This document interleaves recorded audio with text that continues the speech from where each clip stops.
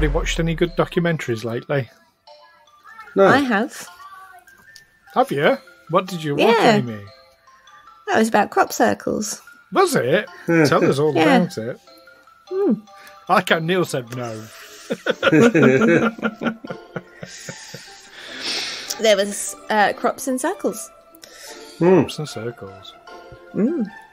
Hey, Dom. Hello, folks. How are we?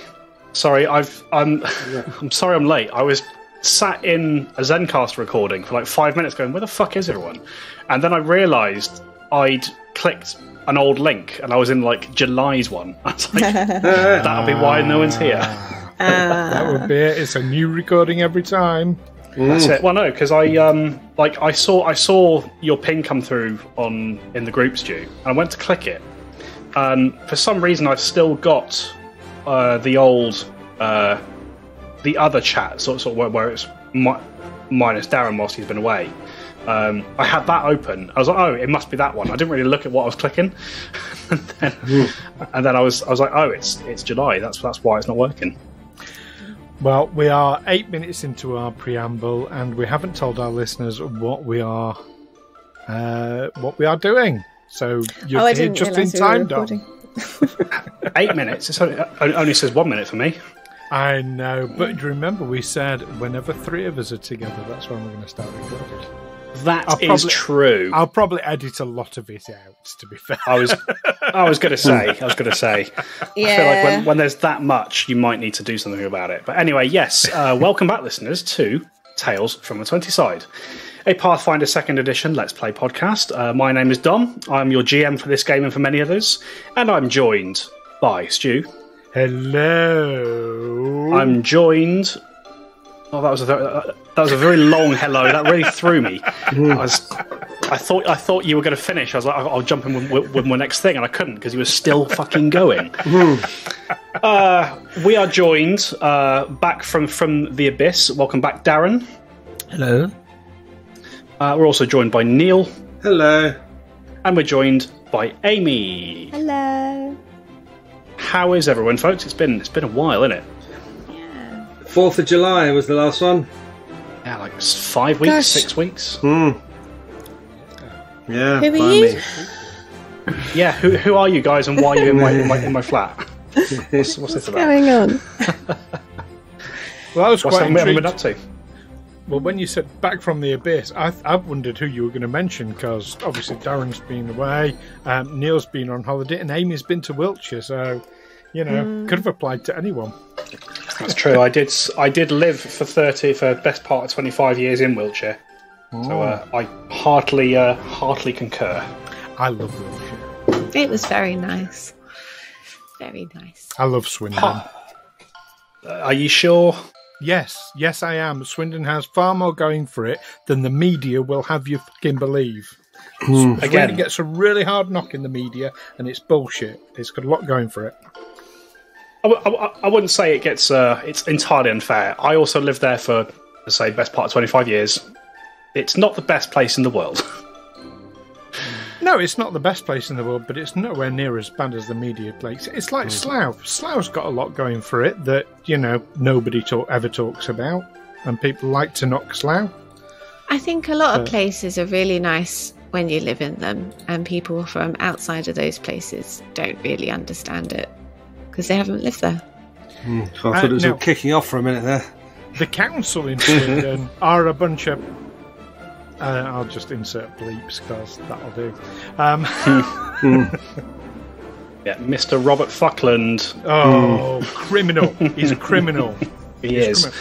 Yeah. Oh, the old payday loan scandal thing where he sold the government's private information to Wonga.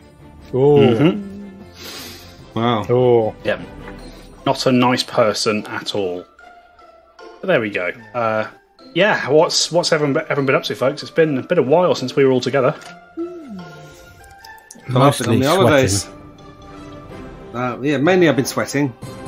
I've been on my holidays, but I thought I'd go and sweat in Mallorca for a bit. There you go. It's always nicer. It's always nicer to sweat in a foreign country. It is. I find mostly because it's just not. It's about 1,000 times less humid than it is here in the UK. There's more aircon. That's it. What's the difference between being on the coast of a Mediterranean island or being in London? It might be the same temperature, but the quality of the heat is a bit different. The quality of the heat is a lot more sticky, I think the term is. Yeah. Especially today. Today. Today's not been too bad for me. Have you been dying a bit, Amy? Yeah, it still hasn't rained yet. I'm hoping tomorrow now. I was hoping it was going to be today, but it's not. I thought it was going to be today, and then now they're saying tomorrow, but what they're saying, well, they were saying tomorrow. What they're saying now, they're saying, oh, maybe Wednesday. Yeah, like sometimes it's, there was going to be thunderstorms, and then it's like, no thunderstorms, just maybe some rain. But as soon as it rains, I am going outside and I am standing in it, and I can't wait. Give it half an hour first, because the first half an hour it's washing all the pollutants and all the crap from the air. After half an hour it's cleaned it all, and that is clean water that is hitting you. Okay, half an hour after it first rains then. Yeah. Thank you for the tip. That's good to know. I didn't know that. No, first half hour it's all shit from the sky. Fair enough. Well, speaking of shit from the sky, we've got a game Pathfinder to play. I don't know how that ties in. It does. We say about we've not gotten together for a long time. It's been a really long time for Darren, and welcome back, mate. Hello. Yes. Welcome back, Darren. It's nice to have you back. Mate. You may have to give me a bit of a recap. I listened back up to towards the end of episode 115. And I'm aware that Amos has just gone to take people somewhere. Well, I suppose that's kind of it. I suppose Dom's going to pick it up from where Amos left. Yeah. We don't know what's happened to Amos. Yeah. I mean, Amos might have died, and all the people he's protecting, they're all gone. Oh, that's right. Yeah, we abandoned him to his fate. Didn't we? Yeah, so he's taken the shamblers. We left him to die. I remember now. Didn't we to go back to the guys, the underground guys? I take a bunch of the people that we've saved in the bone grinder up to the surface. Yeah, you've taken them back to the Knights of Summer's Return. That was it. What's the password? Something about blooming roses. Yeah, the rose that blooms in the darkness is as black as the inside of a badger. No, I've got it somewhere. This will give me time to find it. Password. No. Always cross on the green. Oh, we've already met. Dom's back. Hang on. Sorry, I'm back. Hello. Yeah. That's okay. I'm looking forward to finding out what you were talking about when the episode comes out. we were theorising about what Amos might have been up to whilst we've all been getting our asses handed to us by a barghest. Wow. Although we handed him his arse in the end, didn't we? We did. Yeah. You did. Actually, just before we kind of crack on with the game, folks, there's something that I wanted to just talk through real quick. Obviously, for those of you who have listened to the most recent episode, and certainly you guys might remember this as well, there was a moment where things got a little bit heated, should we say. There was an outburst from a certain dwarven sorcerer, and I just wanted to check in with you real quick and just sort of ask how much of that frustration was Otto's and how much of that was Neil's? It was all Otto's. It was all Otto's? Okay. It was all Otto. It was entirely in character. I'm sorry for any alarm I caused, yes. No, it's okay. It took me so much by surprise, that's all. I just thought about it. I better check in and be like, what were you enjoying what I was trying to do there? I was enjoying it, but I was making my contribution to Otto. Yeah. He's infuriated with this scope creep, mission creep. Yeah, we were just supposed to get him in the cave, and now you're saying we've got to hold him there. We've done our job. Don't relive it. I'm living it. I'm having flashbacks. I assure you, it was entirely Otto. I thought I'd just liven things up a bit. All right, good to know. But yeah, so speaking of recapping what we know, why don't you guys tell us what happened last time we were here? Because I ain't got a clue, I'll be honest. Well, as is tradition, the last thing I wrote down was, no, I will not go back. I don't know what that was about whatsoever.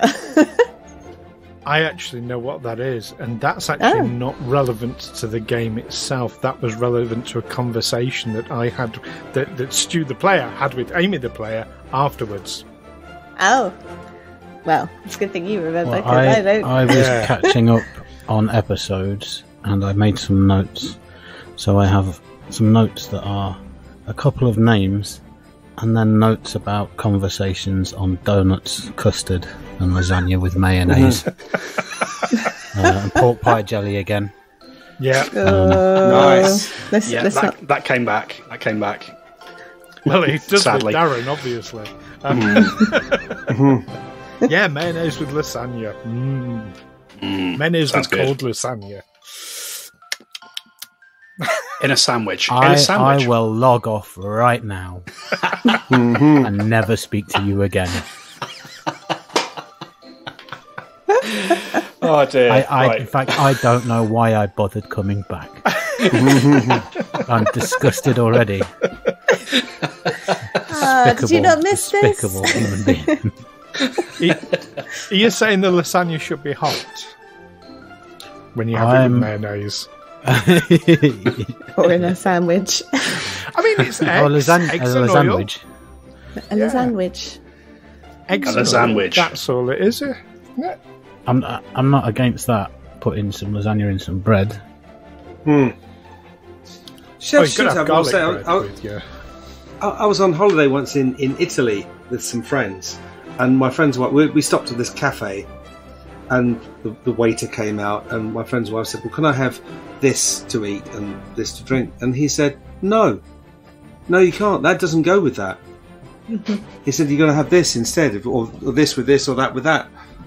And actually, we were grateful for it, because it was all just, it was all stuff we didn't really know what it was. And he was saying, I'm not just going to let you take anything and any old mixture and get a bad impression, because you picked two things that didn't go together. And I think, chefs should be more like that. So no. That reminds me of a time, long time ago now. We're talking like at least 10 years ago. I went to a harvester in Reading. I don't remember the name. But I remember I went there after I just had a day paintballing with some friends, and we sort of stopped off there for a meal on the way home. I'm glad to put the context, because I was wondering, were you there as part of Prince Andrew's alibi for something? A harvester in Reading. It was I bet he's doing all right. Pizza Hut in Woking, but Pizza Express. Pizza Express in Woking, or harvester in Reading. It's either way. Yeah, he's probably doing all right with his heat, isn't he? Yeah. Just to finish the story real quick, so we can get on the game that we're all here to play. I ordered, I think I ordered a burger with some chips and stuff, and obviously with Harvester you get a sauce as part of it. And on their sauce options they had gravy. I was like, chips and gravy, that sounds amazing. And I vividly remember making that order. I'll have the burger or whatever. And she says, what sauce would you like? And I said, I'll have some gravy, please. And she looked me dead in the eye, the girl serving, and she went, are you dumb? Really? And I was like, yeah. She said that to me. And I was like, no, that's exactly what I want. She was like, all right, fine. And I got my chips and my gravy, but I never went back to that harvester. Don't question people on what they're paying you to eat. Well, don't say to someone, are you dumb? That's not very good customer service there. No. It's why use all that effort talking when you can just spit in their face? It's elitist, what it is, because you go north of the divide in this country, go into any chip shop, and of course you can have gravy. Yes, yeah, exactly. Chips and gravy is Although great. chip shop gravy is a different thing, to be fair. Yeah. Chip shop curry sauce. Oh, yes. Speaking of things that are getting saucy, shall we get back into our game, folks? Let's. What's sauce? So I did try in vain to get a recap out you guys a second ago. Shall we have another try? The last thing I wrote down was Jarl of the North Wind, which is a type of... No, wrong game. One of 4 types of genie. Really? Wrong. Oh, no, Stu's fucking with you. No, it's fine. It's because forget. 4 types of genie: earth, air, fire, and water. And it's a djinn. Is djinn also another word for genie? It's a form of genie. Yes. Yeah, that was the last thing I wrote down. So we got the bar guest in the thing successfully. In the ice cave, and yes, and then that was successful, and then we spoke to the lady again, and that's about as far as my memory stretches. Mm-hmm. Stu, do you want to fill in any blanks here? I'll join the 2 dots together. So the bar guest is basically a pet cum servant of the djinn who has been imprisoned there by the other Jarls.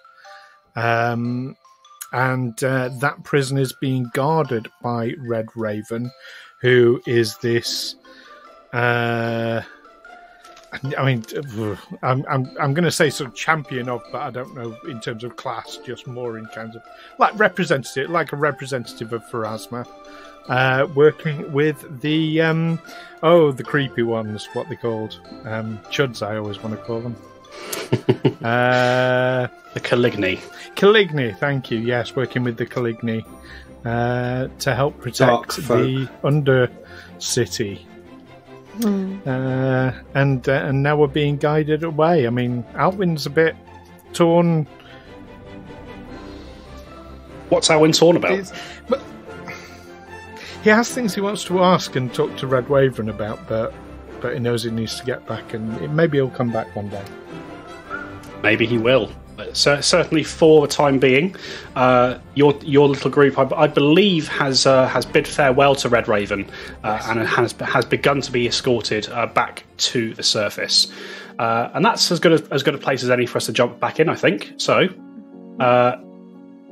So as you're led away from the Caligni Enclave, you see Stalker Catan is with you to sort of guide you to the nearest route to the surface. There are a couple of creepers sort of along as almost like an escort.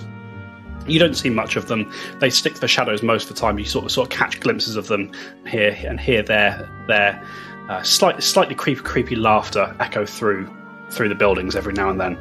But it is a weary journey out of the Enclave. Remind me, did you guys rest before you started making your way to the surface? I've got full health.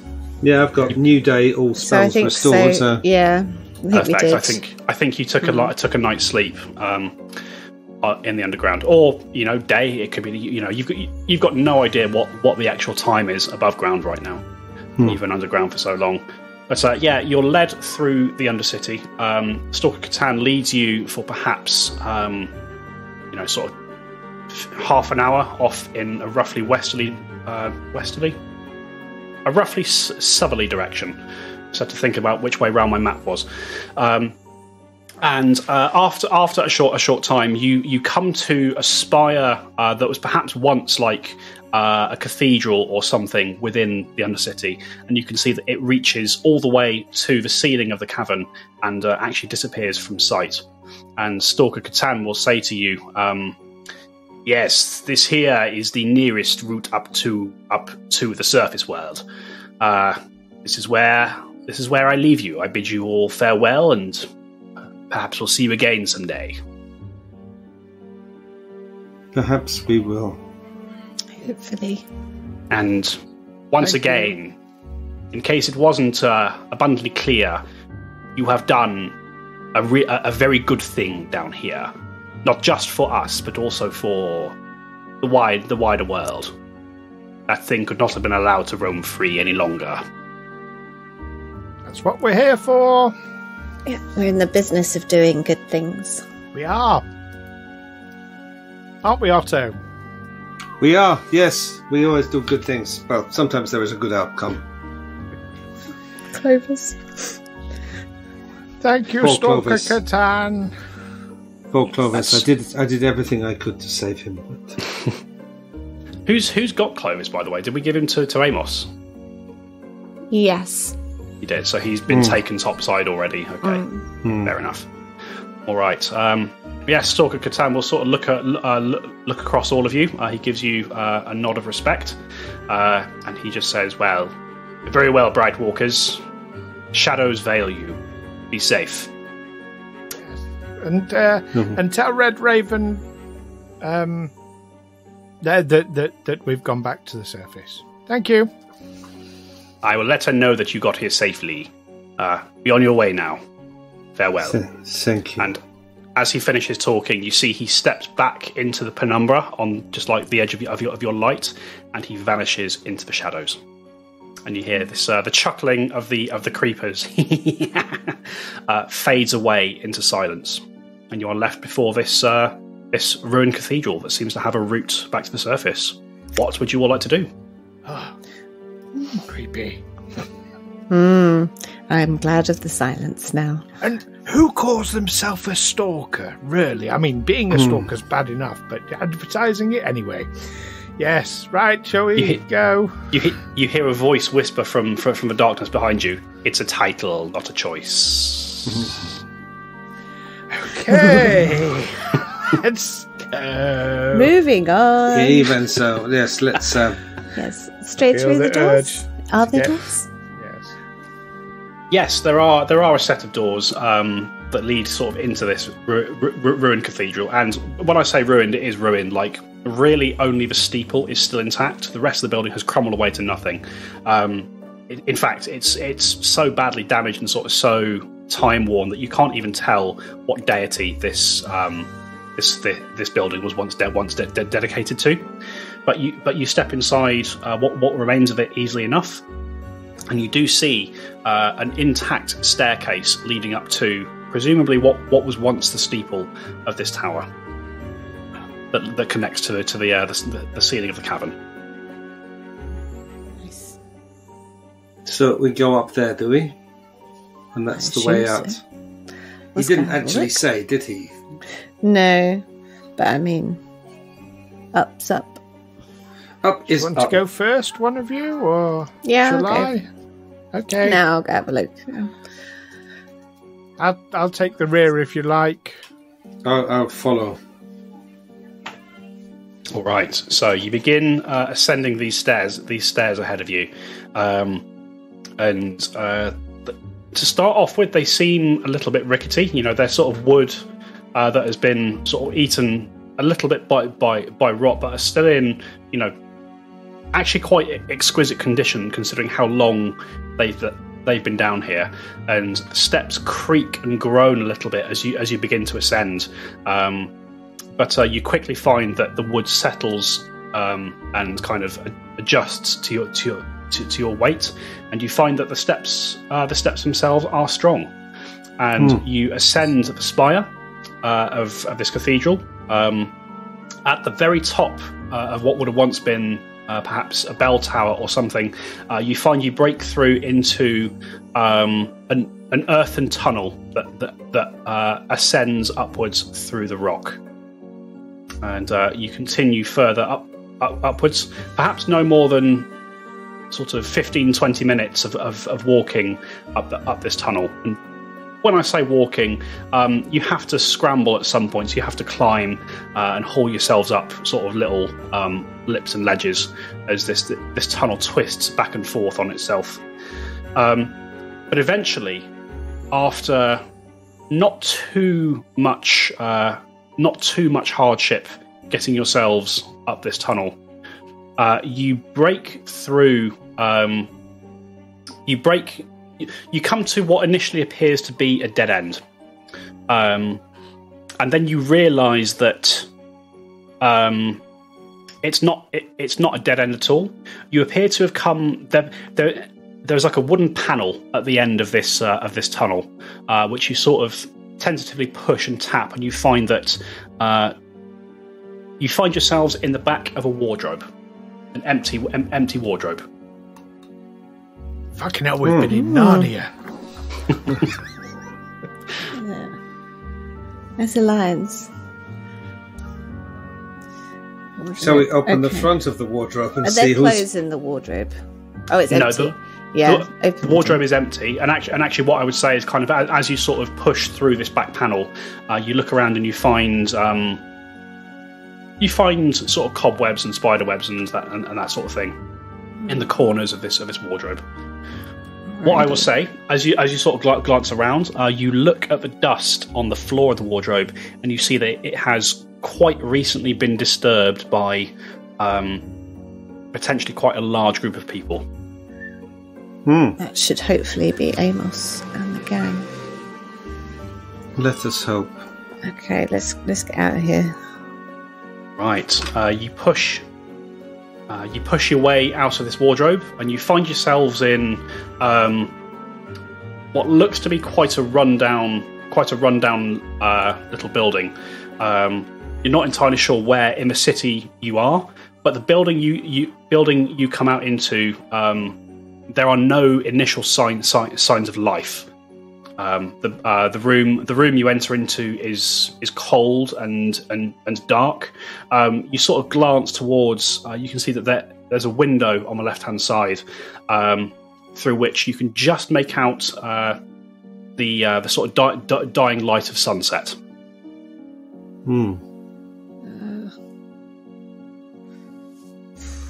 It feels like ages since we've seen the sun. Yes. I'm starting to get rickets. How long have we been underground? Oh, I don't know. I think we slept twice. Maybe. It's a number of days. You've been underground for a number of days, for sure.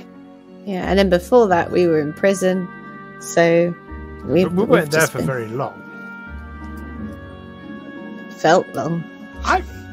I'm going to estimate maybe 3 days we've been since we got arrested. I don't know if we're in time for this this tournament now. Oh yes, that was an important thing to do. But I don't know if it's important. Just it was going to be fun. Yeah, fun. Right. Fun. Anyway, we'd better get ourselves back to the Knights of Summer's Return. Yes. Very clearly abandoned building, and kind of as you get toward what would be the front door, you can see the door itself is a bit sort of battered and kind of hanging off its hinges a little bit. Certainly doesn't seem to be locked or presenting any kind of serious obstruction to you, but you sort of push through this doorway, Della, and you find yourselves in I guess the best way to describe it is you're in what looks to be a small slum within the city itself. You're not sure exactly where you are just by looking around. It doesn't look like any of the districts that you've previously been inhabiting. What I will say though is the buildings here seem quite large, as though they're built for, as though they were built for creatures larger than humans. Isn't it? So yes. 1d plus 2, 4. 4 points of damage. Very nice. Yeah. And I'll do it again. Why the hell not? Oh, I rolled well there. 12. Yeah. Oh my god, it's been like 1s and 20s today. That's it. Gosh. Okay, what do we got? What weapon are you using? A rapier. A rapier, okay. Piercing damage. Oh, deadly D8. Lovely. Yes, you get a D8 on top of that. That's fantastic. Very nice. Oh, you'll like this one, Della. As you stab. Actually, maybe it won't be so good. As you stab him with the rapier, you sort of pierce him through the leg, and he kind of drops his guard a second. You can see as he starts protecting his left side. You've made him flat-footed until the end of his next turn. Oh, balls. Why didn't I do that first?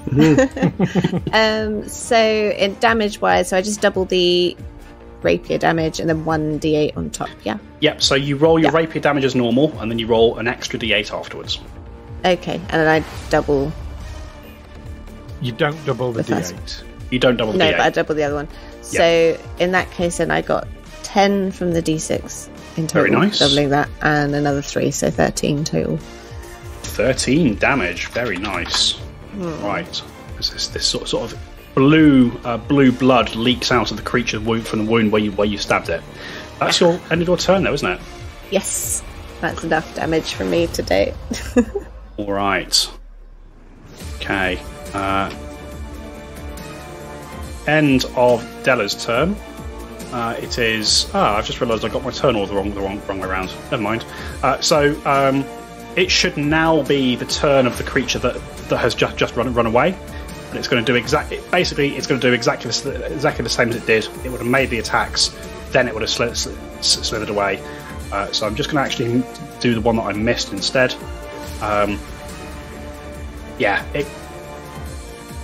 It runs, having just been zapped by Otto, it first of all runs towards Otto.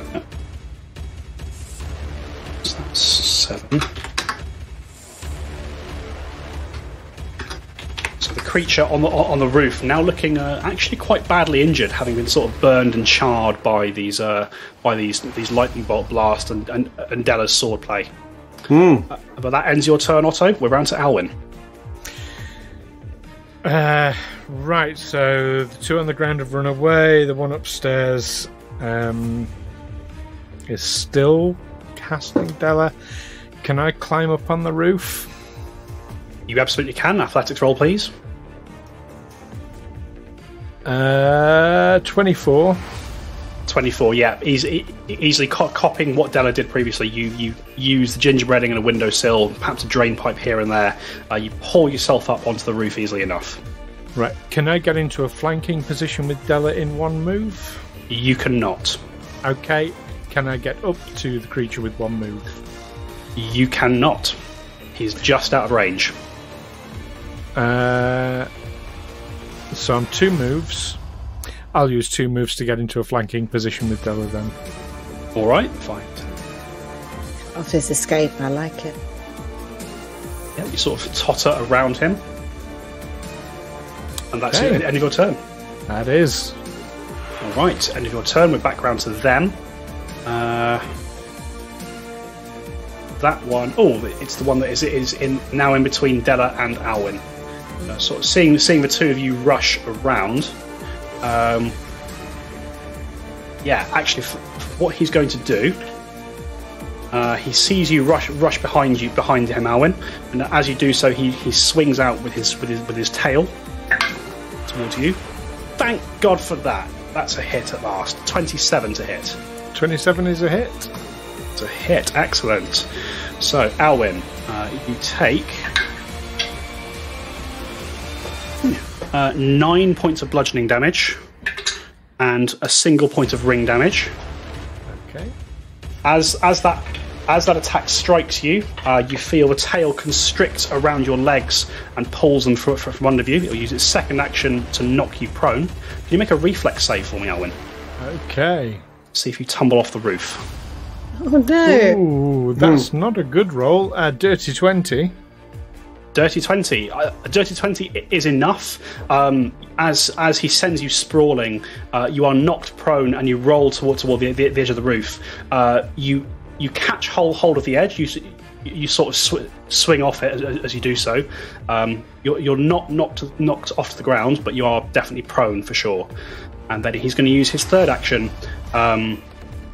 So just look with hatred, dead in Della's eyes. He says, "Perhaps we'll see you again, smooth skins." And he will climb over the roof and disappear from sight. As he disappears, I know I'm prone and what have you, but can I take an attack of opportunity from where I am? No, you cannot. It's almost like that's why he did it, to give him an escape. That's a shame. Okay, after that we are round to the creature, the one in the alleyway that was still running. It sort of sees you dangling from the roof, Alwyn, sort of spits in your direction and uses its entire turn to run around a corner and out of sight. You notice they scatter all seemingly in different directions. Okay. And that is going to bring us out of combat, folks, unless you particularly want to pursue them. No, I mean, they just tried their luck and they didn't have much of that. We could have removed their ill-gotten gains from them and shown them that crime doesn't pay. And taught them a valuable lesson in life for which they would have been grateful. Yes. Right, I'm dangling here. I'm just going to drop down because it's only 10 feet, isn't it? So if I'm dangling, that's only a 5-foot drop. What I will say quickly is we are running a bit over time here, folks. So yeah, as these three individuals disappear from sight and scamper away into the twilight of the evening, the alleyway goes still, and that is where we end for tonight.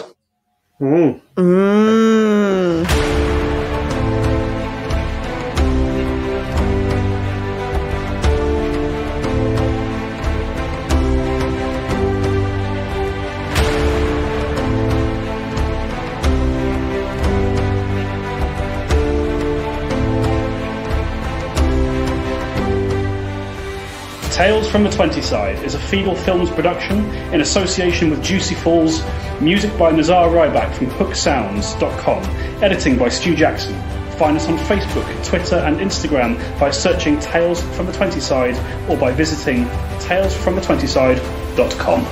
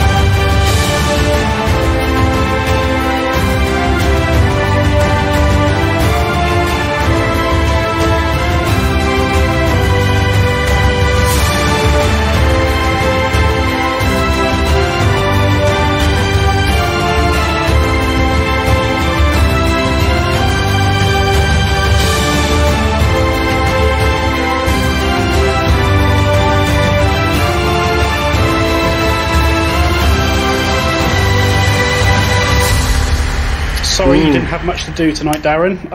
That's quite all right. I was hoping we'd get back to you a bit faster, but some bad rolls meant we had an encounter. Yeah, we still don't know if Brother Amos is, made it back safely or not. Yeah. Oh, these darn people keeping us from our businesses. I like to think he's back at the knight's place. Yeah, we'll find out next time. In a bath. Just his back scrubbed. Yep, just having his back scrubbed. Maybe a pedicure at the same time. Glass of wine in one hand, a cigar in the other. Someone's shampooing his hair. Yeah. Tell me, do you use Timotei? Because he's worth it. Because he's well fit.